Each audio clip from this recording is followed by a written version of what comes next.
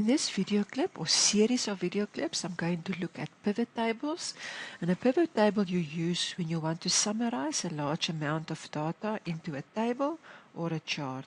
It allows you to perform calculations on the summarized data. In the first example, I'm going to create a pivot table of my sales information.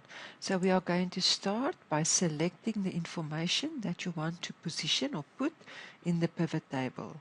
And then you're going to go to the Insert ribbon and you're going to click on Pivot Table. It's going to ask you to select a range, which you have already done, and then going to give you a choice whether you want to put this pivot table on a new worksheet or you can even put it on this worksheet. In our example, we are going to position it on a new worksheet.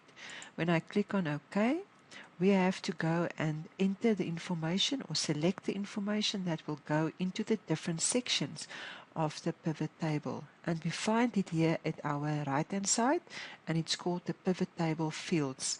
We have 4 options. So we'll have our filters right at the top, and then we have our columns, our rows, and our values. And you can decide how you want to structure it here. In our example, we are going to put the sales rep as our filter. We are going to put the make as our column headings, the model as our row headings, and the prices will go into the values.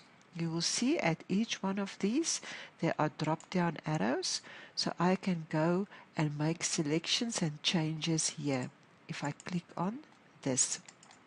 Meanwhile, at the left hand side, our pivot table has been populated. First, we can also filter it. So if I click on the drop down arrow right at the top and I click, for example, on Achenbach and I click on OK, it will only show the information of Achenbach. I can go and remove the filter by selecting all again, and it's back. If I want to select more than one sales rep, I can go and click on select multiple items, and I can remove all and, for example, only display the information of those 2. Click on OK and it will display that. I can even decide that I do not like the structure, and for example I want to change the columns and the row. This we will do here at the right hand side again. You can click on make, you drag it to the row, click on model and you drag it back. So the orientation then of our pivot table has been edited.